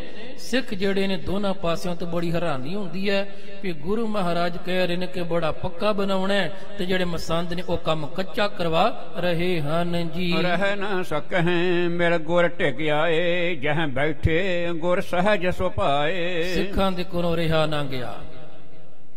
ਉਹਨਾਂ ਆਖਿਆ ਵੀ ਸਾਨੂੰ ਚੁੱਪ ਕਰਕੇ ਵੇਖਣਾ ਨਹੀਂ ਚਾਹੀਦਾ, ਬਹਿਣਾ ਨਹੀਂ ਚਾਹੀਦਾ। ਜੋ ਸੱਚ ਹੈ ਗੁਰੂ ਮਹਾਰਾਜ ਨੂੰ ਜਾ ਕੇ ਕਹਿ ਦੇਣਾ ਚਾਹੀਦਾ ਹੈ। ਪਿਆਰੋ ਸਿੱਖ ਫਿਰ ਇਕੱਠੇ ਹੋ ਕੇ ਧੰਨ ਗੁਰ ਅਰਜਨ ਦੇਵ ਮਹਾਰਾਜ ਜੀ ਦੇ ਕੋਲ ਆਏ। ਜਹ ਬੈਠੇ ਗੁਰ ਸਹਿਜ ਸੁਭਾਏ, ਸਤਿਗੁਰੂ ਜੀ ਜਿੱਥੇ ਸਹਿਜ ਸੁਭਾ ਬਿਰਾਜਮਾਨ ਬੈਠੇ ਹੋਏ ਹਨ ਜੀ। ਕਰ ਜੋਰ ਤੂੰ ਕਹਿ ਸਿੱਖ ਸਮੁਦਾਏ, ਸਰ ਸਉ ਪਾਨਨ ਪੰਕ ਲਗਾਏ। ਸਾਰੇ ਸਿੱਖਾਂ ਨੇ ਫਿਰ ਹੱਥ ਜੋੜ ਕੇ ਬੇਨਤੀ ਕੀਤੀ, ਮਹਾਰਾਜ ਸਰ ਸੁਪਾਨਨ, ਸੁਪਾਨ ਕਹਿੰਦੇ ਨੇ ਪੌੜੀਆਂ, ਸਰ ਸਰੋਵਰ, ਮਹਾਰਾਜ ਸਰੋਵਰ ਦੀਆਂ ਪੌੜੀਆਂ ਨੂੰ ਫਿਰ ਜਿਹੜਾ ਇੱਟਾਂ ਲਗਾਈਆਂ ਜਾ ਰਹੀਆਂ ਨੇ ਜੋ ਉਹਦੇ ਵਿੱਚ ਗਾਰੇ ਦੀ ਵਰਤੋਂ ਕੀਤੀ ਜਾ ਰਹੀ ਹੈ ਜੀ। ਕਹੇ ਆਪ ਕੇ ਲਾਵੇਂ ਕਬੈ, ਚੂਨੇ ਸੰਗ ਈਟ ਕਾ ਸਬੈ। ਕਦੇ ਮਹਾਰਾਜ ਜਦੋਂ ਤੁਸੀਂ ਬੁਲਾ ਕੇ ਕਹਿ ਦਿੰਦੇ ਉਹਨਾਂ ਨੂੰ ਫਿਰ ਤਾਂ ਥੋੜਾ ਬਹੁਤਾ ਉਹ ਇਹ ਚੂਨੇ ਦੀ ਚਣਾਈ ਕਰਵਾ ਦਿੰਦੇ ਨੇ, ਥੋੜਾ ਬਹੁਤਾ ਜਿਹੜਾ ਚੂਨਾ ਉਹ ਇੱਟਾਂ ਤੇ ਲਗਾ ਦਿੰਦੇ ਹਨ ਜੀ। ਨਾਹੇ ਤਾਂ ਕਰਦਮ ਸੋਚਨ ਬਾਬਤ, ਮੋਹਰੀ ਮਹਿ ਚੂਨਾ ਲਗਵਾਵਤ। ਪਰ ਜ਼ਿਆਦਾ ਮਹਾਰਾਜ ਉਹ ਗਾਰੇ ਦੀ ਚਣਵਾਈ ਕਰਵਾ ਰਹੇ ਨੇ। ਕੇਵਲ ਸਾਹਮਣੇ ਜਿਹੜੀ ਸਾਹਮਣੇ ਜੋ ਨਜ਼ਰ ਪੈਣ ਵਾਲੀਆਂ ਇੱਟਾਂ ਨੇ, ਜੋ ਦਿਖਾਈ ਪੈਂਦੀਆਂ ਨੇ, ਉੱਥੇ ਉਹ ਚੂਨੇ ਦਾ ਇਸਤੇਮਾਲ ਕਰਵਾਉਂਦੇ ਨੇ। ਪਰ ਜਿਹੜੀਆਂ ਇੱਟਾਂ ਦਿਖਾਈ ਨਹੀਂ ਪੈਂਦੀਆਂ, ਮਰਾ ਸਾਰੀ ਚਣਾਈ ਗਾਰੇ ਦੀ ਹੋ ਰਹੀ ਹੈ ਜੀ। ਤ੍ਰਿਤੀ ਬਾਰ ਸੁਨ ਕਰ ਖੁਟਿਆਈ, ਕੁਛ ਰਿਸ ਕਰ ਗੁਰ ਗਿਰਾ ਅਲਾਈ। ਜਿਸ ਵੇਲੇ ਤੀਸਰੀ ਵਾਰ ਸਿੱਖਾਂ ਨੇ ਜਾ ਕੇ ਇਹਨਾਂ ਮਸੰਦਾਂ ਦੀ ਖੋਟ ਬਾਰੇ ਦੱਸਿਆ, ਇਹਨਾਂ ਦੀ ਬੇਈਮਾਨੀ ਦੱਸੀ, ਇਹਨਾਂ ਦੀ ਮਾੜੀ ਨੀਅਤ ਬਾਰੇ ਜਦੋਂ ਜਾ ਕੇ ਸਤਿਗੁਰੂ ਜੀ ਨੂੰ ਬੇਨਤੀ ਕੀਤੀ ਤੇ ਮਹਾਰਾਜ ਜੀ ਫਿਰ ਇਵੇਂ ਆਖਦੇ ਹਨ ਜੀ। ਸ੍ਰੀ ਅੰਮ੍ਰਿਤਸਰ ਕੀ ਬੁਨਿਆਦ, ਭਈ ਸਥਿਰ ਕਬ ਹੋਏ ਨਾ ਬਾਦ। ਗੁਰੂ ਮਹਾਰਾਜ ਕਹਿੰਦੇ ਸਿੱਖੋ ਚਿੰਤਾ ਨਾ ਕਰੋ, ਫਿਕਰ ਨਾ ਕਰੋ। ਮਹਾਰਾਜ ਕਹਿੰਦੇ ਵੀ ਠੀਕ ਹੈ ਉਹਨਾਂ ਦੇ ਮਨ ਅੰਦਰ ਖੋਟ ਆ ਗਈ ਹੈ, ਨਹੀਂ ਮੰਨਦੇ, ਪਰ ਸ੍ਰੀ ਅੰਮ੍ਰਿਤਸਰ ਸਾਹਿਬ ਜੀ ਦੀ ਜਿਹੜੀ ਬੁਨਿਆਦ ਹੈ ਮਹਾਰਾਜ ਕਹਿੰਦੇ ਇਹ ਸਥਿਰ ਹੈ, ਇਹ ਅਡੋਲ ਹੈ, ਇਹ ਅਟਲ ਹੈ, ਇਹ ਅਬਨਾਸੀ ਹੈ। ਮਹਾਰਾਜ ਕਹਿੰਦੇ ਇਹਨੂੰ ਤੇ ਕੁਛ ਨਹੀਂ ਹੋਵੇਗਾ, ਕਬ ਹੋਏ ਨਾ ਬਾਦ, ਇਹ ਤੇ ਕਦੇ ਵੀ ਨੁਕਸਾਨੀ ਨਹੀਂ ਜਾਵੇਗੀ ਜੀ। ਇੱਕ ਵਾਰ ਇਹ ਜਾਏ ਬਿਦਾਰਾ, ਬਨਹਿ ਨਮੀਨ ਫੇਰ ਸਰ ਸਾਰਾ। ਮਹਾਰਾਜ ਕਹਿੰਦੇ ਕੋਈ ਗੱਲ ਨਹੀਂ, ਇਹ ਤੇ ਇੱਕ ਵਾਰੀ ਜੇਕਰ ਇਹ ਗਾਰਾ ਲਗਾ ਕਰਦੇ ਪਏ ਨੇ, ਜੇ ਕਿਧਰ ਇਹ ਇੱਟਾਂ ਉਖੜ ਵੀ ਜਾਣਗੀਆਂ ਤੇ ਦੁਬਾਰਾ ਫਿਰ ਲੱਗ ਜਾਵਣਗੀਆਂ, ਨਵੀਆਂ ਹੋਰ ਪੌੜੀਆਂ ਬਣ ਜਾਵਣਗੀਆਂ ਜੀ। ਇਹਨੇ ਜੋ ਪੋਲ ਬਣਾਵਨ ਕੀਨਾ, ਪੋਲੀ ਜੜ ਆਪਣੀ ਕਰ ਲੈਣਾ। ਪਰ ਮਹਾਰਾਜ ਕਹਿਣ ਲੱਗੇ ਜਿਹੜੀ ਮਸੰਦਾ ਨੇ ਪੋਰ ਰੱਖੀ ਹੈ, ਸਤਿਗੁਰ ਕਹਿੰਦੇ ਇਹਨਾਂ ਦੀਆਂ ਆਪਣੀਆਂ ਜੜਾਂ ਹੀ ਪੋਲੀਆਂ ਹੋ ਜਾਣਗੀਆਂ। ਜੋ ਇਹ ਪੋਰ ਰੱਖਦੇ ਪਏ ਨੇ, ਜੋ ਇਹ ਕੋਟ ਕਮਾਉਂਦੇ ਪਏ ਨੇ ਸ੍ਰੀ ਅੰਮ੍ਰਿਤਸਰ, ਮਹਾਰਾਜ ਕਹਿੰਦੇ ਇਹਦੀ ਬੁਨਿਆਦ ਤਾਂ ਪੱਕੀ ਹੈ। ਇਹ ਤਾਂ ਮਹਾਰਾਜ ਕਹਿੰਦੇ ਨੇ ਜੇ ਇਹਨਾਂ ਨੇ ਪੌੜੀਆਂ ਕੱਚੀਆਂ ਬਣਾਈਆਂ ਫਿਰ ਪੱਕੀਆਂ ਬਣ ਜਾਣਗੀਆਂ, ਕੋਈ ਗੱਲ ਨਹੀਂ। ਪਰ ਜਿਹੜੀ ਇਹਨਾਂ ਨੇ ਸੇਵਾ ਦੇ ਵਿੱਚ ਪੋਰ ਰੱਖੀਏ, ਸਾਹਿਬ ਕਹਿੰਦੇ ਆਪਣੀਆਂ ਜੜਾਂ ਪੋਲੀਆਂ ਕਰਦੇ ਪਏ ਹਨ ਜੀ। ਜਬ ਮਸੰਦ ਬਿਨ ਸਹਿ ਨਹਿ ਰਹੈ, ਸੰਗਤ ਵਿਖੈ ਨਾ ਢੋਈ ਲਹੈ। ਸਤਿਗੁਰੂ ਜੀ ਕਹਿੰਦੇ ਅਖੀਰ ਇਹ ਜਿਹੜੇ ਮਸੰਦ ਨੇ ਸਮਾਂ ਆਏਗਾ, ਜੇ ਇਸੇ ਤਰ੍ਹਾਂ ਇਹਨਾਂ ਦੀ ਬਿਰਤੀ ਰਹੀ, ਮਨਾਂ 'ਚ ਲਾਲਚ ਰਿਹਾ, ਗੁਰੂ ਘਰ ਦੇ ਨਾਲ ਵੀ ਤਰੋ ਕਮਾਉਂਦੇ ਰਹੇ, ਬੇਈਮਾਨੀ ਕਰਦੇ ਰਹੇ, ਇਹਨੂੰ ਇਹ ਨਹੀਂ ਕਹਿਣਾ ਕਿ ਗੁਰੂ ਸਾਹਿਬ ਨੇ ਸ਼ਰਾਪ ਦਿੱਤਾ, ਐਸਾ ਨਹੀਂ ਹੈ ਜੀ। ਕਿਉਂ? ਕਿਉਂਕਿ ਜਿਹੜੇ ਕਰਮ ਨੇ, ਕਰਮਾਂ ਤੋਂ ਪਤਾ ਲੱਗਦਾ ਵੀ ਰਿਜ਼ਲਟ ਕੀ, ਨਤੀਜਾ ਕੀ ਹੈ। ਸਤਿਗੁਰੂ ਨੇ ਤਾਂ ਹੀ ਬਾਣੀ ਵਿੱਚ ਕਿਹਾ ਨਾ ਕਿ ਜਿਤ ਕੀਤਾ ਪਾਈਏ ਆਪਣਾ ਸਾ ਘਾਲ ਬੁਰੀ ਕਿਉਂ ਘਾਲੀ ਹੈ। ਜੇ ਤੈਨੂੰ ਪਤਾ ਆਪਣਾ ਕੀਤਾ ਪਾਉਣਾ ਹੈ ਤੇ ਫਿਰ ਬੁਰੀ ਘਾਲ ਕਿਉਂ ਘਾਲਣਾ ਹੈ? ਕਿਉਂ? ਸਤਿਗੁਰੂ ਉਹਨਾਂ ਦੇ ਕਰਮ ਦੇਖ ਰਹੇ ਨੇ ਜੀ। ਇਹ ਨਹੀਂ ਵੀ ਗੁਰੂ ਸਾਹਿਬ ਨੇ ਭਵਿੱਖਬਾਣੀ ਕਰਤੀ ਹੈ ਇਹਨਾਂ ਦਾ ਰਹਿਣਾ ਕੱਖ ਨਹੀਂ, ਨਾਸ ਹੋ ਜਾਣਾ, ਸ਼ਰਾਪ ਦਿੱਤਾ, ਬਿਲਕੁਲ ਨਹੀਂ, ਐਸਾ ਨਹੀਂ ਪਿਆਰੇ। ਤੇ ਇਵੇਂ ਹੀ ਹੈ ਕਿ ਹੁਣ ਇੱਕ ਸੱਜਣ ਇੱਕ ਰੁੱਖ ਤੇ ਬੈਠਾ ਸੀ, ਜਿਸ ਟਾਹਣੀ ਤੇ ਬੈਠਾ ਟਾਹਣੀ ਨੂੰ ਵੱਢੀ ਜਾਏ ਤੇ ਕੋਈ ਸਿਆਣਾ ਹੇਠੋਂ ਦੀ ਲੰਘਿਆ, ਉਹ ਕਹਿੰਦਾ ਸੱਜਣਾ ਸਮਾਂ ਬਹੁਤਾ ਨਹੀਂ ਲੱਗਣਾ, ਤੂੰ ਹੁਣੇ ਧਰਤੀ ਤੇ ਡਿੱਗ ਪੈਣਾ। ਉਹ ਸਮਝਿਆ ਨਾ, ਉਹ ਕਹਿਣ ਵਾਲਾ ਗਾਂਹ ਚਲਿਆ ਗਿਆ। ਹੁਣ ਉਹ ਜੇ ਟਾਹਣੀ ਤੇ ਬੈਠਾ ਆਰੀ ਫੇਰੀ ਜਾਏ, ਹੁਣ ਟਾਹਣੀ ਜਿਹੜੀ ਸੀ ਵੱਡੀ ਗਈ, ਹੇਠਾਂ ਡਿੱਗੀ, ਆਪ ਵੀ ਡਿੱਗਾ।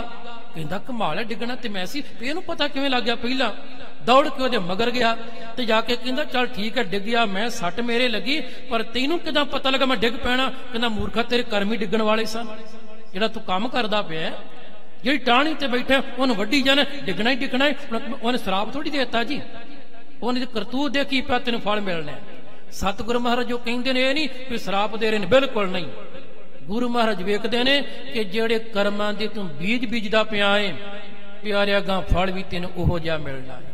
ਇਹ ਸਤਿਗੁਰੂ ਜੀ ਕਹਿੰਦੇ ਹਨ ਜੀ। ਤਬ ਮੇਰੇ ਸਿੱਖ ਹੋਏ ਵਿਸਾਲਾ, ਕਾਰ ਸੰਭਾਲੇਂਗੇ ਇਸ ਤਲ।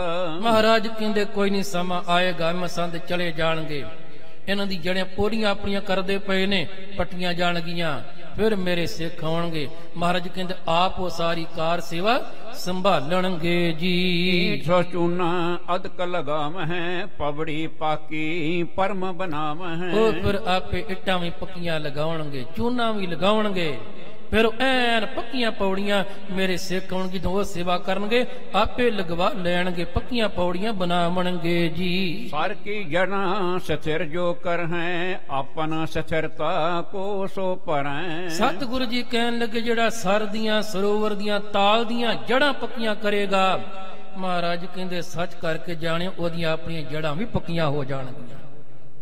ਤੇ ਜਿਹੜਾ ਇਹਦੀਆਂ ਜੜਾਂ ਪੋਲੀਆਂ ਰੱਖੇਗਾ ਉਹਦੀਆਂ ਆਪਣੀਆਂ ਜੜਾਂ ਪੋਲੀਆਂ ਹੋ ਜਾਣਗੀਆਂ, ਪੋਲੀਆਂ ਹੀ ਨਹੀਂ ਉਹਦੀਆਂ ਆਪਣੀਆਂ ਜੜਾਂ ਵੀ ਪੱਟੀਆਂ ਜਾਣਗੀਆਂ।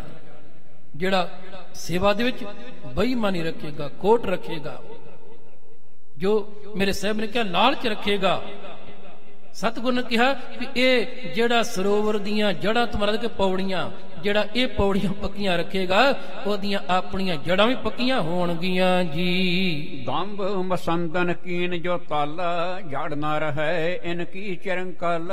ਜੋ ਹੁਣ ਮਸੰਦਾਂ ਨੇ ਦੰਭ ਕਮਾਇਆ, ਜੋ ਇਹਨਾਂ ਨੇ ਤਰੋ ਕਮਾਇਆ, ਜੋ ਇਹਨਾਂ ਨੇ ਬੇਈਮਾਨੀ ਕੀਤੀ ਲਾਲਚਵਸ ਹੋ ਕੇ, ਸਾਹਿਬ ਕਹਿੰਦੇ ਇਹਨਾਂ ਦੀਆਂ ਜੜਾਂ ਹੁਣ ਬਹੁਤਾ ਚਿਰ ਨਹੀਂ ਰਹਿਣੀਆਂ। ਕਿਉਂ? ਪਿਆਰੋ ਕਿਸੇ ਦਰਖਤ ਦੀਆਂ ਜੜਾਂ ਪੋਲੀਆਂ ਹੋ ਜਾਣ ਤਾਂ ਅਸੀਂ ਕਹਿੰਦੇ ਆ ਨਾ ਵੀ ਜਰਾ ਜੀ ਹਵਾ ਚੱਲੀ ਤਾਂ ਰੁੱਖ ਨੇ ਡਿੱਗ ਪੈਣਾ। ਕਿਉਂ ਜੀ? ਇਹਦੀਆਂ ਜੜਾਂ ਪੋਲੀਆਂ ਹੋ ਗਈਆਂ ਨੇ। ਮਹਾਰਾਜ ਕਹਿੰਦੇ ਇਹਨਾਂ ਆਪਣੀ ਜੜਾਂ ਪੋਲੀਆਂ ਕਰ ਰਹੀਆਂ, ਹੁਣ ਜ਼ਿਆਦਾ ਤੇਰੇ ਜੜਾਂ ਲੱਗੀਆਂ ਨਹੀਂ ਰਹਿਣਗੀਆਂ ਜੀ। ਪੂਰਬ ਇਨ ਕੋ ਬ੍ਰਿੰਦ ਬਿਨਾਸਾ, ਪੁਨ ਸਰ ਟਹਿ ਕਰ ਬਨਹਿ ਪ੍ਰਕਾਸ਼। ਸਤਿਗੁਰੂ ਮਹਾਰਾਜ ਜੀ ਨੇ ਕਿਹਾ ਵੀ ਇਹਨਾਂ ਦਾ ਆਪਣਾ ਖਾਤਮਾ ਹੋਏਗਾ, ਇਹ ਆਪ ਹਿੱਲ ਜਾਣਗੇ, ਇਹ ਪੱਟੇ ਜਾਣਗੇ।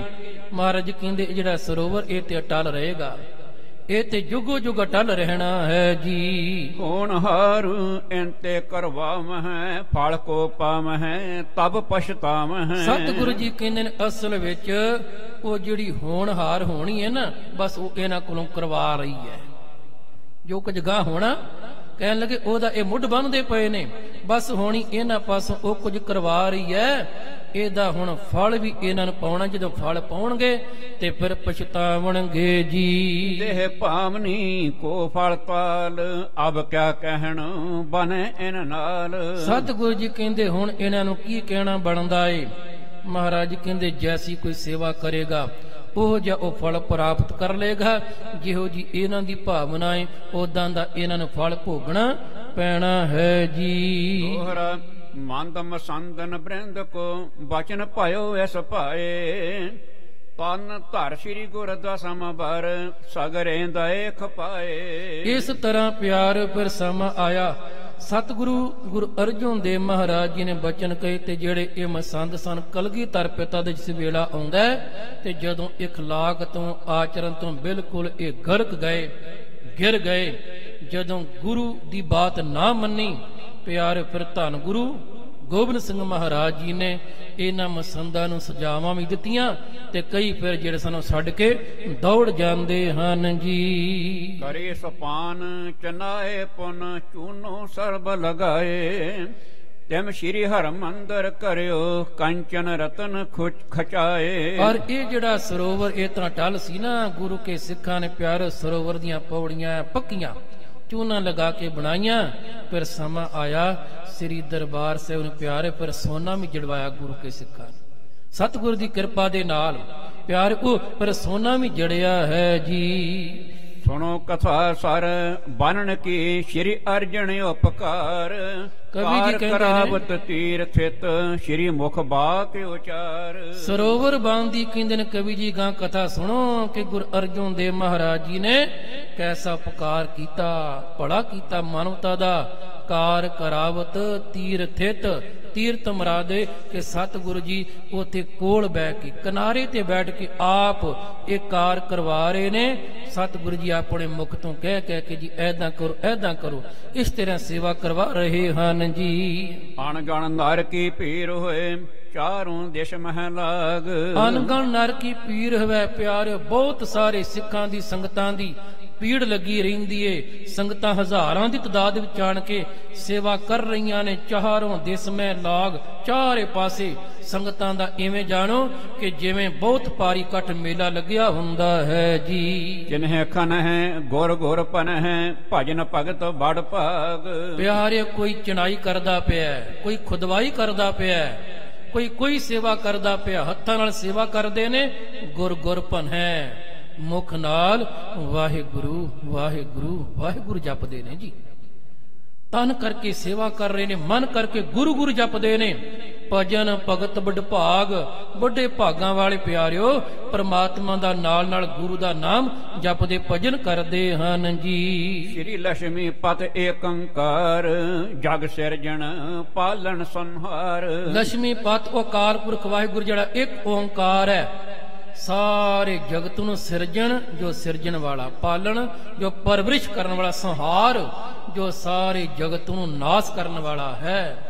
ਕਹਿਣ ਲੱਗੇ ਉਹ ਇੱਕ ਵਾਹਿਗੁਰੂ ਅਕਾਲ ਪੁਰਖ ਜਿਹੜਾ ਪੈਦਾ ਕਰਨ ਵਾਲਾ ਹੈ ਜਗਤ ਨੂੰ, ਜਿਹੜਾ ਇਹਨੂੰ ਪਾਲਣਹਾਰ ਹੈ, ਚਲਾਉਣ ਵਾਲਾ, ਅਖੀਰ ਜਿਹੜਾ ਇਹਨੂੰ ਖਹਿ ਕਰਨ ਵਾਲਾ, ਖਤਮ ਕਰਨ ਵਾਲਾ ਹੈ ਜੀ। ਤੀਨ ਲੋਕ ਸੁਆਮੀ ਬੜ ਚੀਨ ਦੀਨ ਦਇਆਲ ਨਿਜ ਭਗਤ ਅਧੀਨ। ਉਹ ਜੋ ਤਰੇ ਲੋਕਾਂ ਦਾ ਮਾਲਕ ਹੈ, ਦੀਨ ਦੁਨੀਆ ਦਾ ਜਿਹੜਾ ਪਾਤਸ਼ਾਹ ਪਰਮਾਤਮਾ ਵਾਹਿਗੁਰੂ, ਜੋ ਦੀਨਾਂ ਤੇ ਦਇਆ ਕਰਨ ਵਾਲਾ ਤੇ ਆਪਣੇ ਭਗਤਾਂ ਦੇ ਅਧੀਨ ਹੈ, ਭਗਤ ਵਛਲ ਹੈ, ਆਪਣੇ ਭਗਤਾਂ ਨੂੰ ਜੋ ਬਹੁਤ ਪਿਆਰ ਕਰਦਾ ਹੈ ਜੀ। ਸੱਚਖੰਡ ਮਹਿ ਸਭ ਵਿਦ ਜਾਨੀ ਆਪਣ ਸਮੀਪਨ ਸਾਥ ਬਖਾਨੀ। ਉਸ ਅਕਾਲ ਪੁਰਖ ਵਾਹਿਗੁਰੂ ਪਰਮੇਸ਼ਵਰ ਨੇ ਪਿਆਰ ਉਹ ਬੈਠਾ ਹੋਇਆ, ਜਦੋਂ ਉਹਨੇ ਇਹ ਸਭ ਕੁਝ ਦੇਖਿਆ, ਇਹ ਸਰੋਵਰ ਦੀ ਕਾਰ ਹੁੰਦੀ ਤੱਕੀਏ, ਆਪਣੇ ਪਰ ਸਭਾ ਵਿੱਚ ਬੈਠੇ ਜਿਹੜੇ ਨੇ ਉਹਨਾਂ ਦੇ ਨਾਲ ਉਹ ਗੱਲ ਕਰਦਾ ਹੈ ਜੀ। ਸ਼੍ਰੀ ਨਾਨਕ ਤਨ ਕੋ ਮੈਂ ਧਾਰਿਓ ਨਰਕ ਪਰਨ ਤੇ ਨਰਨ ਉਬਾਰਿਓ। ਅਕਾਲ ਪੁਰਖ ਵਾਹਿਗੁਰੂ ਕਹਿੰਦਾ ਕਿ ਸ੍ਰੀ ਨਾਨਕ ਜੀ ਦਾ ਤਨ ਧਾਰਨ ਕਰਕੇ ਕਹਿਣ ਲੱਗੇ ਮੈਂ ਮਾਤ ਲੋਕ ਵਿੱਚ ਗਿਆ ਕਾਦੇ ਲਈ, ਨਰਕ ਪਰਨ ਤੇ ਨਰਨ ਉਬਾਰਿਓ।